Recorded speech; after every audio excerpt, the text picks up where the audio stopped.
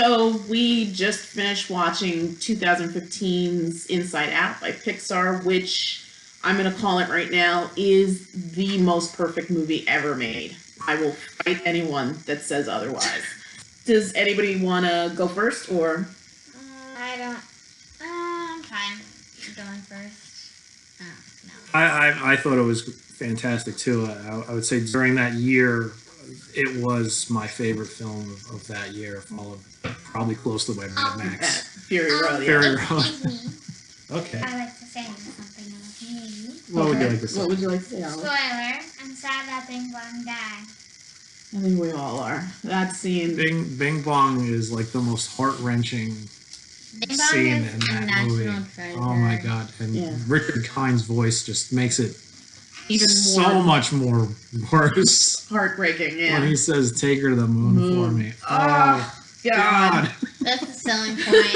That's when everyone starts Full crying. disclaimer, I completely lose it every time. And it's funny because we've seen this movie multiple times, and yet it's still that scene, and I know it's coming. It just gets us. Absolutely. It wrecks me. It wrecks me because I think just the implications of that, like that loss of innocence, that loss of the thing that you had that made you happy. I think it's really interesting that a movie about emotions is so well done. And again, kudos to the people at Pixar who once again just crush the storytelling game. If somebody had said to me, "Oh, let's go see this movie about emotions," I would be like, "What? Like, that doesn't even make sense." Yeah, or it could have fallen apart or just retread. I mean, I remember when it first came out, we talked about it and we were like, "What? It's like Herman's Head." Yes. That terrible Fox TV show. But they were so creative in like how they represented the human mind and how the mechanisms inside the human mind would work in this sort of like really fantastic, imaginative little world within Riley's head. And I think the other thing that I think is important to note here is that even though it's a kid's movie, I think even as an adult, you can really enjoy that. I mean, there's nothing about this movie that screams children. I mean, it does, but I think as an adult, you can also take away so much from it. Well, that's one of the good things that Pixar does is that they'll make a children's movie that isn't just pandering to base childhood humor, which is like farting and burping and stuff and like not that. that there's anything wrong with a good fart burp joke will be okay, but it's like a crutch that children's movies rely on. You could see it every time you see a commercial for pretty much like silly cartoons. No, I'm talking like commercials for movies, like kids animated features. Sure. How many times in the commercial is somebody burping, farting, pooping? Oh, I'm scared, and then like poop out a cupcake or something like that, or something. This Pixar doesn't seem to rely on that really at all. No, I mean, I can't remember. I don't relying on that like sort of like base childhood humor, and like they make funny moments in the movie. And the thing that's especially nice about it is it, like I said, it's a kid's movie, but it will appeal to an adult to a point where you could get wrapped up in the story and not feel like, oh God, when is this gonna end? Yes, yeah. And there have been a lot of kids. I mean, growing up, I'm bringing up two little girls, bringing them to the movies. There have been some movies where I wanted to pull my own head off because it was just oh God, Peter Rabbit. Oh my God. Domhnall Gleeson, I love the guy. He's a great actor. I wish him nothing but the best, but good God in heaven, what the hell was going on there? Okay, but back to Inside Out. Pixar did a fantastic job. I think this is their best film that they have ever made. The voice talents were fantastic. The story was great. Like I just said, it wasn't some kid fest pandering nonsense, and it had like a really I mean, an amazingly strong message that you don't see at all in a kids movie. Usually the kids movies, the message behind it, be imaginative or be true to your friends or stuff like that, all good messages. But this was something that was like, you've never seen this. Yeah. This is, it's sometimes, basically Okay the to message be was, sad. sometimes it's okay to be sad so that you can move on And be happy. and be happy. Yeah. I don't recall ever seeing a kids movie that handled that subject matter and handled it So as lovely. so lovely as it Yeah. did. Yeah, I agree. I think, again, I'm going to call it from the start. It is the perfect film. I would give it a 10. And I think that, agreed. I mean, a movie about emotions, it just shouldn't work. I mean, it sounds silly to talk about emotions. Well, it doesn't sound silly to talk about emotions, but to focus a kid's movie on the idea of feelings and emotions. I mean, I can't even imagine how that was pitched, but they again have done such an incredible job in the storytelling. I love the way the huge emotions were portrayed and how they were represented in her subconscious, I guess, Family Island and Goofball Island and Honesty Island and Hockey Island, because these were all really important things. And even though they were destroyed in a way, it kind of made room for newer things, as you see at the end. More complex. Right, because Like, now she's getting older. Right. The islands in the beginning were fairly simple, one happy. subject islands. They were all Based on a joyful thing. exactly. They were structured around joy, and now these new islands, they're And more complex. They have more like different emotion. colors to them and more emotions, and there were so many more because that's another thing that was brilliantly portrayed. She's growing up, and now it's not just all about hockey and family and honesty. It's about all the other things that drive the passions in little kids' minds. You Right. know? G, what did you think about the film? I thought that it was really, really, really good. What was your favorite part? I think my favorite part was when Joy realizes that sadness is like a key part in someone's life. Absolutely. I think like the realization in her eyes where she kind of gets it. Here she's been working overtime to just make everything perfect, in her view, perfect. You need all those components. You need to have fear. You need to be angry. You need to have disgust. You need to have sadness. I think that's something that we don't talk about.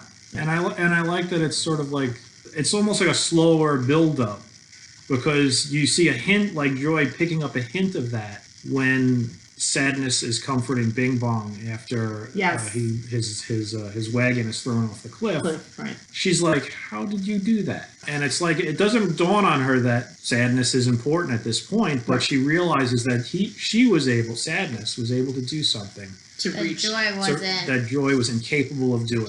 That Bing Bong was inconsolable at that point, but being able to empathize, listen, and just get it out. The big deep breath, and okay, it's over this way. Let's move on. Right. I think I think that's a great scene.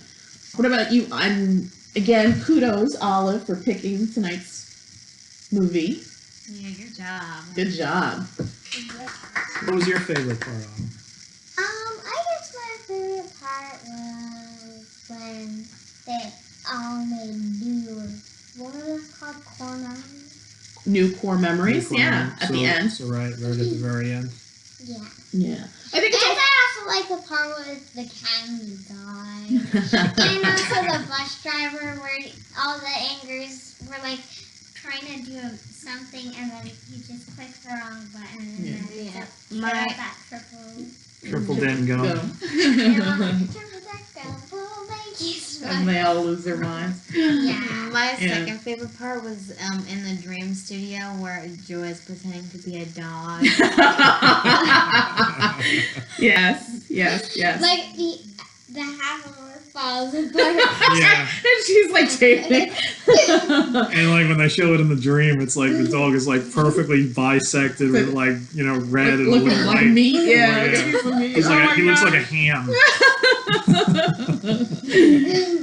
It's so clever, again, just a perfect movie. I'm going to jump ahead here. I give it a 10. I think it's probably one of the most perfect movies ever made.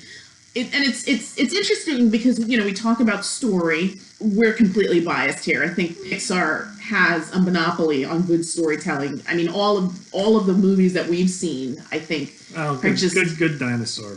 okay. I didn't see that, but I think you took the The kids. dinosaur was awful. All right. I did not enjoy the Good Dinosaur. I'm sure it had its merit. Which came out in the same year as Inside Out. Which is very strange. I don't know why they did that. I think Pixar knew they didn't have a strong one on their hands, so they were just like, dump it. They should have waited. They should have probably polished it up and done something with it. But anyway, I feel like Pixar is so good at those defining moments. I feel like prior to this movie, my favorite movie was Ratatouille. And of course, Ratatouille? That was a Ratatouille. Good movie. That was a great movie. It's Ratatouille, not Ratatouille. You can say it however You can say it however you like. Whichever way it's pronounced. My favorite scene in that movie is when the food critic tastes the ratatouille and gets transported back to his childhood and that memory where his mom made it, and it was like a comfort. It was such a lovely memory. And he was sad when he was served it, and it just picked him up. And again, it's so funny how you look at older Pixar movies, the animation isn't what it is now. I mean, they are like they step up their game. They really are amazing. Yeah. I mean, if you look at like the first Toy Story, right? The animation on that, not bad, not great, but not bad, and it's very dated now. But like if you see Toy Story 4, it's leaps and bounds. Yeah, I mean, people look like people. Yes, and even in this film, just like the shadings and the hairs on Bing Bong, and just you get to the details on Joy. The details on Joy, like joy and sadness, all the emotions are sort of made up of tiny particles that are sort of held together. Yes, kind of, yeah. And just the way, I don't know how they do it, but the way emotions play in the character's eyes, like when Riley's talking to her friend on the computer and she gets upset because now she's got a new friend, and like you could see like kind of like the betrayal and the hurt in her eyes and the anger. And it's interesting, it just happens like that, just quickly, and you can see it. And it's funny because it's like, this is animated. Yeah. And yet they've perfected this art to the point where things that aren't even there are conveying these emotions. And I think another key element of these movies are they pick some really great voice actors. Amy Poehler as Joy is amazing. Yeah. Phyllis Smith as Sadness, amazing. It was funny because it felt like an Office / Parks and Rec's reunion. Mindy Kaling's in it. But it just they do such a good job of picking these voice actors that just they fit the characters perfectly. Very much. I agree. I mean, when you think of Joy, I feel like Amy Poehler's voice, it's got like that high energy. Yeah, that lilt to it. That just exudes enthusiasm. Happiness and enthusiasm. Very much like Leslie Knope. Phyllis's voice for Sadness. It just felt like everything was a chore. Everything was so heavy. Louis Black as Anger. Phenomenal. Just so great.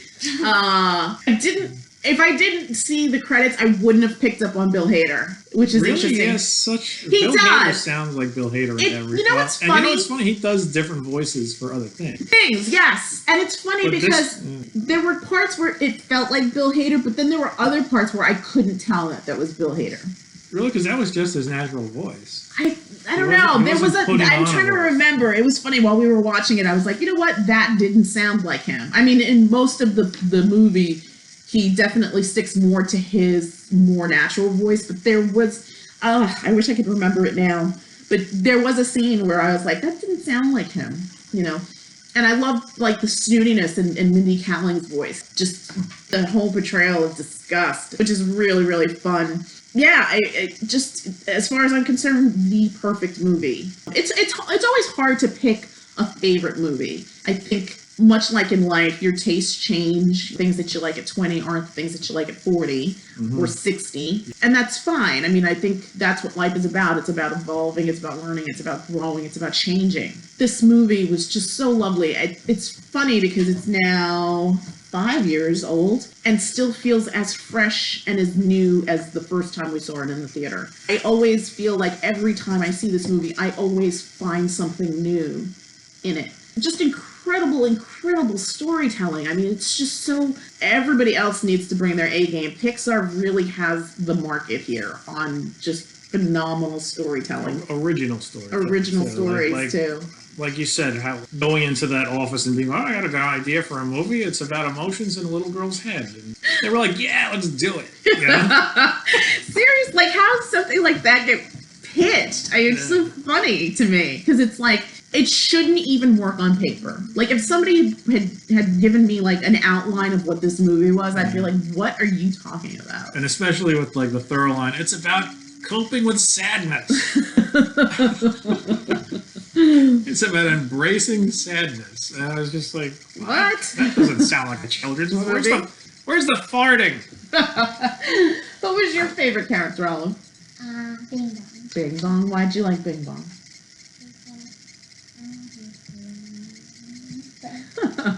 I want to eat his fur. Okay, that's really nice. And His candy tears. Aw. Richard Kind. Wow. Just his voice. His voice was for that. perfect. And it's funny because I feel like he's done other Pixar movies, right? Pretty sure he has. I can't remember off the top of my head. But his voice is just, it slays me. And that scene where he helps Joy get back up, I'm like, I cry. I admit it. I lose And it. you feel it coming because you know he knows that he's not gonna make it. So he's willing to sacrifice himself. He's like becoming incorporeal, and he's just like, you know what? I got a feeling about this one. Yeah. Yes, that line is like it's devastating because you know what's going to happen. And I think it's funny because I think when we were watching it in the movie, I felt that. I was like, oh no, what's he going to do? Like I felt like something was coming, and then when it happened, it was just it wrecked me. I remember that. Yeah. It wrecked me. It still wrecks me. And it's funny because we've seen this movie multiple times. And every time I see it, the room gets a little dusty. So I gotta really get myself under control. I'm not gonna cry. What about you, Jig? Do you have a favorite character in the movie? I think I just like Riley overall. Riley is a great character. What'd you like about her? I think I like how her emotions played out in her head and how she reacted to stuff and how she learned from them. And it seemed very believable, right? These are all things that a young woman, a young girl, I shouldn't say woman, young 11-year-old girl who's moving towns and kind of pushed into this new life. I mean, it's all completely believable. She's the same as me. And she wants to be 11, just like you. Yeah, she wants to be a good kid who is being supportive of her parents. Yes. Even though it's hurting her. Right. And I think that was I was just going to say one of my favorite scenes is at the end when she comes back and she says, "Please don't be mad at me." And I think that's such a universal thing that children say, especially when they don't want to disappoint their parents. And especially when you're still that young, it's still very, very important to you to have that relationship with your parents. I think when you become a full-fledged teenager, you don't really care about mom and dad as much, but that's okay as well, because I mean, I think that's what happens, right? part of life. It is part of life. You just become so self-absorbed. A rotten teenager. Rotten. But I think in this case, and I think another thing kind of tying to what G had said before, was when Joy comes to the realization that she really can't operate this alone, that she needs all the components that are in her. Yeah. And when Sadness and Joy both touch the console, and then they make the core memory that's half joy, but half sadness. And I think the other thing, again, the nuanced little details that Pixar is just so great at putting on the screen when Joy kind of when Sadness nudges Joy and she sees that they're all hugging each other, and that exhale. The exhale. From Riley, which was so great because it was like that thing that she got off her chest. Yeah, the relief. The relief. I said what I needed to say. My family still loves me. It's funny how kids' minds work, how they think that the parent won't love them. Oh, I mean, when you're little, everything is to the extreme. Sure. You don't realize that there are so many shades of gray in between everything. Sadly, that's true in a lot of adults, too. It's right or wrong and nothing in between. Sweet. So, at the end of the day, Olive, 1 to 10, what would you give this movie? 10. A 10! Me too. 10! I don't give anything 10, so I'm going to give it like a 9.7. It's damn close. Well, you're wrong, because it is a 10. So all three of us give us a 10. All three of us, all the smart people in the family have given this No, movie Dad's correctly smart a 10. too. There's no such thing as perfect, but this Yes, this there movie is such a thing as this perfect, movie Daddy. this movie comes about as close as you can get. It's really just so damn good. Yes, it's a joy to watch. I'll watch it anytime I see it. If it's on, even if like kids aren't around. It's a great movie, and I'm like so impressed with just how they told us a story that complex. I mean, I hope a lot of kids got something out of it. I hope a lot of adults got something out of it. It's really just a fantastic film.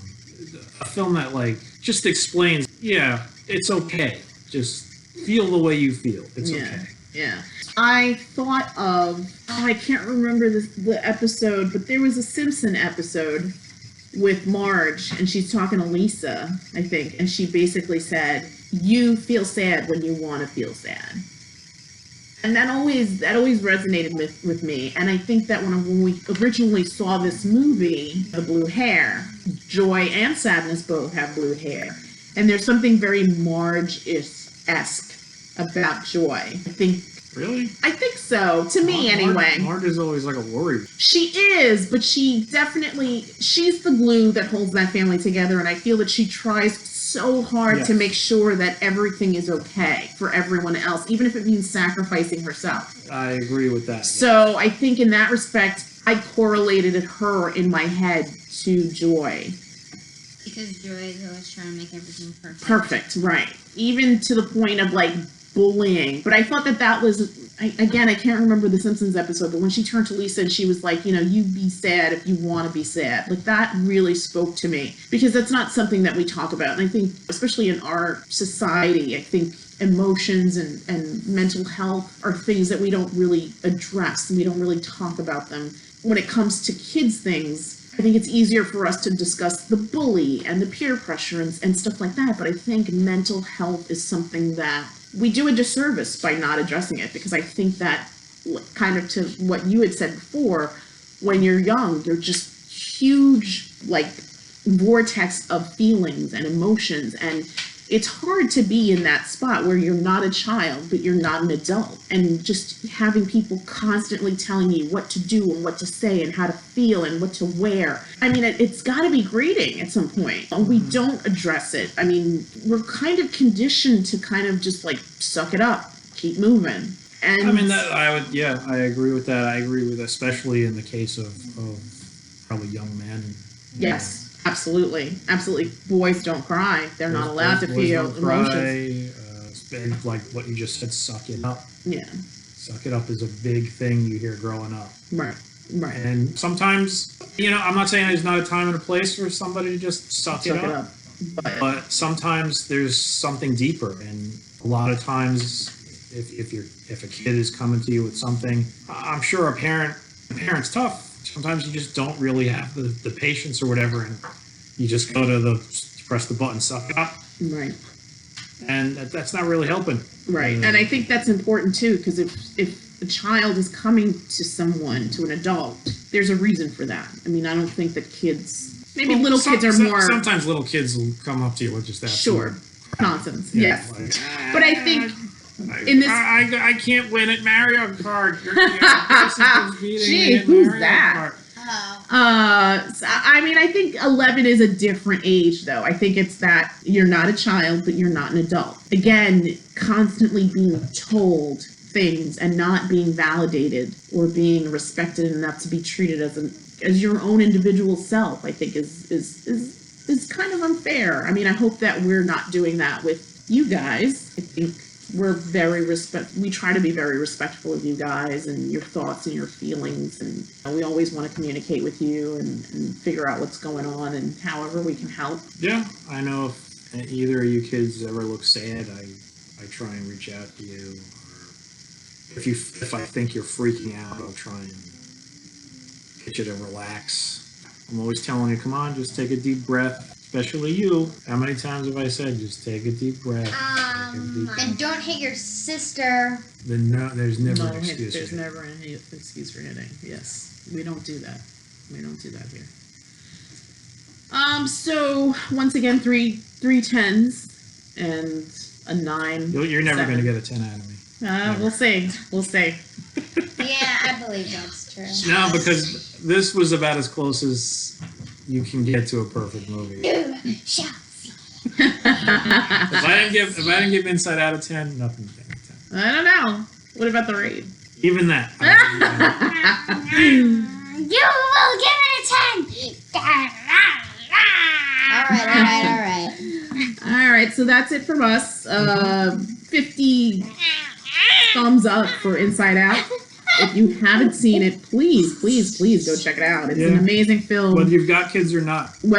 Yes, agreed. Whether you have kids or not, just do yourself a favor. Check this movie out. It's amazing. It's currently streaming on Disney Plus. If you don't have it, just search it up on Netflix. It's not on Netflix. I don't think it's on Netflix anymore. It may have been at one point, but I think Disney stuff is now on Disney Plus. Dang it. So, you can't watch it. Well, get yourself a Disney Plus subscription. Yeah, just buy the Blu-ray. Yeah. Well, we have the DVD of it. Oh, remember DVDs? Yeah. We actually have the Blu-ray of it.